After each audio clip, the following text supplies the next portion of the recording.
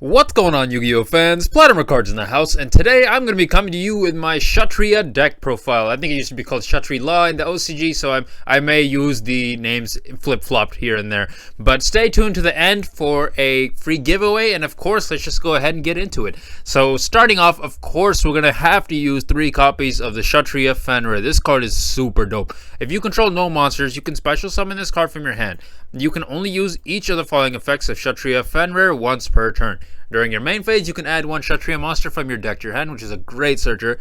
When this card declares an attack, or if your opponent activates a monster effect, except during the damage step, you can target 1 face-up card your opponent controls, banish it face down.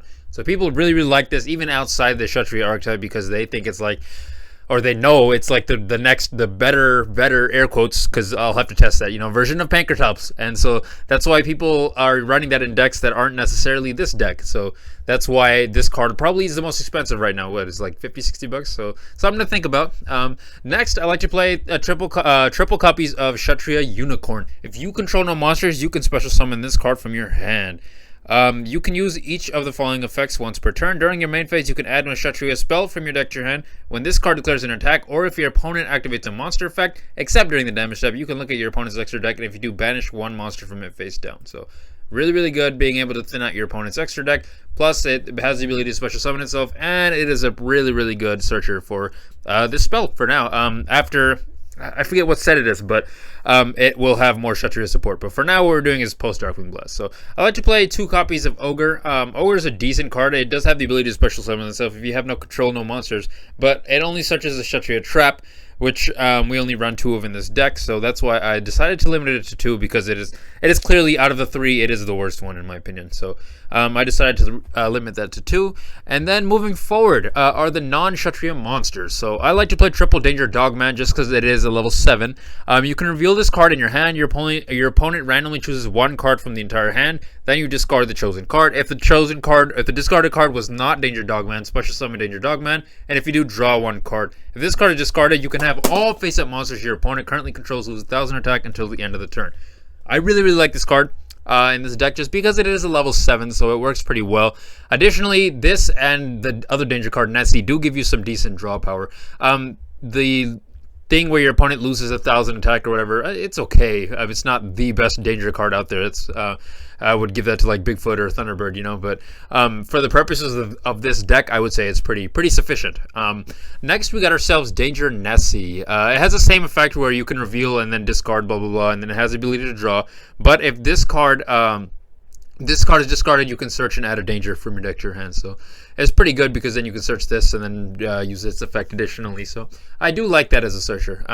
Next, we got ourselves Astral Karibo. This card is really good in this deck because it basically is a free special summon and in the form of a level 7, but it does lock you under number monsters. So if you'll see why I have 2 and 2 of this each, that's because I want to make sure that I don't end up in a situation where I can't summon this, or if I do summon it, I can't summon anything else, So that's why I did that. And then I have 2 copies of Psybeast. Psybeast is really good, honestly. When this card is normal summoned, you can remove from play 1 psychic type monster from your deck. This card's level becomes a level of that monster. So pretty much instant level 7 right there. So next we got ourselves Pankratops.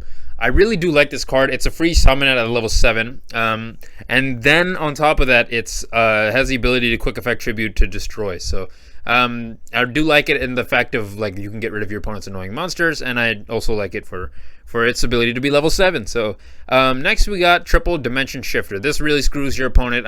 If you manage not to get over like a Shatria effect, this will screw over pretty much all the good decks right now. Shizu, when the Shizu stuff comes out, tier elements, all that stuff. Plus, where am I? Sprite. I don't know why I couldn't think of it for a second there. Sprites, it does screw them over as well.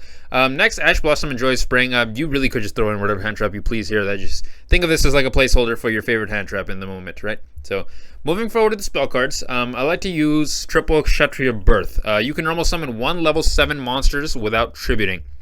Interesting.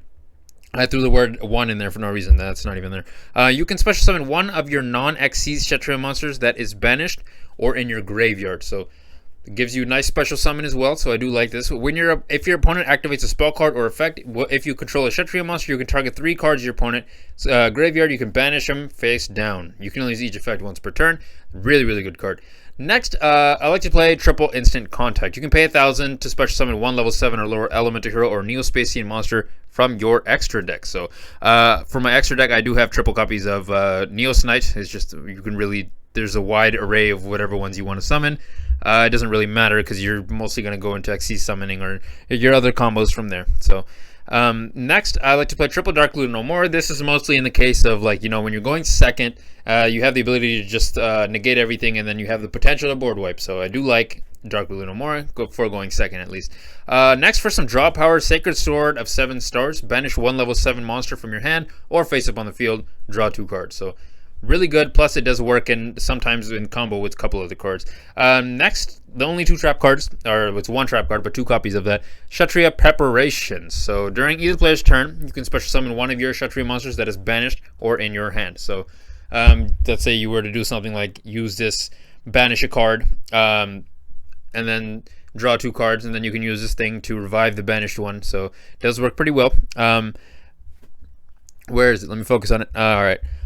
If your opponent activates a trap card or effect, if you control a Shatria monster and this card is in your face up in spell and trap zone, you can look at your opponent's hand, and if you do, banish 1 card from it face down. So the entire way this archetype revolves around is just banishing face down and locking your opponent out of zones. So that's good to know. For the extra deck, I like to play 3 copies of the brand new boss monster, Shatria Shangri-Ira. Hopefully I'm saying that correctly.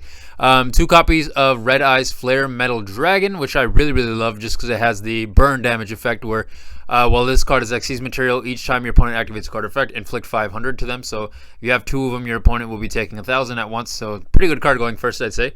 This also, because it has the ability to just lock your opponent out of their zones. Number 11, Big Eye, has the ability to just snatch your opponent's monster. I like that. Number 89, Diabolus, is the Mind Hacker. Basically, you can banish a card from your opponent's extra deck, if I'm remembering. Yep, extra deck, and then banish it face down. That will, in turn, help trigger this thing's effect, etc., etc. So I do like this card really, really well, actually. I like it really much. Mecha Phantom Beast Dracosect. It's not one I use too much, but it's a level 7, so I just threw it in there. And then, of course, since we're running so many XCs monsters, we're going to have to run double Azus. That's of course. And then we have our triple instant contact targets. Now, I wouldn't be surprised if you ran this at 2. This is probably, might be better because then you have the potential to maybe run some other things. But for the most part, I do like my ratios. I threw an Access Code Talker because I didn't really know what else to throw in for number 15. It hasn't been too bad, if I'm being honest. But Appaloosa might be the way to go just because it's better for negations and whatnot. It just fits the deck better. I might switch this up for Appaloosa if I'm being honest. And then for the side deck, it's not necessarily a side deck like always. It's just a I just put a bunch of cards together that would be decent in this deck, and if you feel like using them, hey, this is the way to go, right? Segmental Dragon. You can normal summon / set this card without tributing, but its original attack and defense become halved. And it's level 7, so really, really easy to do it. And then once per turn, if this normal summon set card is on the field, quick effect, you can destroy this card. If you do, destroy all monsters in the main monster zone with less attack or equal to the attack in this card on the field. Yes and no, that effect kind of helps a little bit, but because this attack is most likely going to be halved, it's not as effective as it could be, right? So, but it is really good at just helping you XC summon, so I do like this card.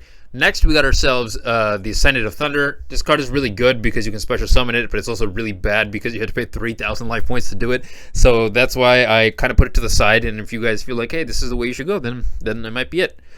There can only be one. Now, this I feel like is not as consistent, but it is something that I'm kind of interested with because I really like Floodgates right now. All the Shatria monsters, is this attribute or type? Let me make sure. Type. Okay, I'm mistaken there. Okay, this can't be used. I was thinking it was attribute. So yeah, ignore that. Next, we got Soul Drain. Activate by paying 1,000 life points. Monsters that are banished as well as monsters in the graves cannot activate their effects. This can screw over a lot of the meta decks right now, so I think it's a pretty good card to have in this deck. Same with Necro Valley, similar effects. And then we move on to Rivalry. Yeah, this is something I know for sure you can use. Rivalry, mostly when you're talking about like psychic monsters, because all of these are psychics. So Rivalry has potential to do some really good stuff there. Plus, when the newer Shatria stuff comes out, I feel like it will be definitely more effective. And that's just something to think about for the future. And then next, we got ourselves Dimensional Fisher and Macrocosmos. They essentially do the same thing as Dimension Shifter. They're just options that you can have. I just thought they were worth mentioning. Next, we got Eater of Millions. This card is really, really good just because anything that basically attacks or attacks it gets banished face down, which in turn will trigger off multiple other effects. And the only thing I have with it is you have to banish 5 or more cards from your hand, field, and or extra deck face down. So something to think about, but it's a little bit more difficult to summon, you know, because you kind of want your materials and stuff. So it's just something to think about. And then next we got 2 level 7 Tenyi Spirits. It's just easy to summon. I feel like their effects kind of contradict with the Shatria effects though. If you control no effect monsters, you can special summon this card from your hand. Whereas these are, if you control no monsters, you can special summon this from your hand. You know what I'm saying? So yeah, these have the potential to clash. So that's why I didn't put them in my main deck. It's just something that's usable. Next, I want to talk about the Rite of Armisier engine. This has potential because there are certain cards like Wandering Griffin Rider is a level 7. There's one more. I'm forgetting what it's called off the top of my head. But they're level 7. So you do have some potential there. And you can definitely take advantage of that. If that's what you think. That's the way you want to go. Next, Monarch Storm 4th. I saw my friend using this. I didn't really like it, but I saw somebody using it, so I just thought I'd mention it. It basically lets you tribute your opponent's monster to summon, but these are level 7, so you need 2 tributes anyway, so you'd have to tribute one of yours and one of your opponents. I don't really like that because you'd want both your monsters on the field, right? So yeah, I don't like it as much, but if you guys think it's cool, it might be something worth checking out. Lastly, we got ourselves a Harpy's Feather Duster, just because we need spell and trap removal right now. Something like Mystic Mind is definitely going to be a problem, and you got stuff like Runics and whatnot. Yeah, that'll be a problem, right? So definitely I would say spell and trap removal is a thing. But that was it for the whole deck, guys. You guys can let me know what you guys think about this in the comments below, and let's move on to the giveaway. So as you guys know, I'm still struggling on a budget, but I managed to pick up a couple cards that I thought, hey, people would be interested in these, right? So I got triple copies of Shatria Shangri-La, which is the boss monster for the archetype, right over here. And then I got triple copies of Shatria Ogre, which is where to go. There's this thing right here. So play set of this.